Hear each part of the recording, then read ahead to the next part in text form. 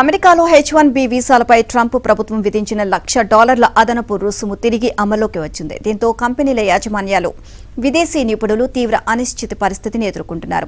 వివాదాస్పద $1,00,000 ఫీజును federal court ఇటీవల కొట్టివేసింది. అయితే ఇది జరిగిన కొద్ది రోజులకే మసాచ్యూసెట్స్ జిల్లా కోర్టు ప్రభుత్వ అప్పీల్ పెండింగ్ లో ఉన్నందున ఆ ఛార్జీని తాత్కాలికంగా పునరుద్ధరించింది. $1,00,000 ఫీజు వసూలు చేసేందుకు అధికారులకు అవకాశం కల్పించింది.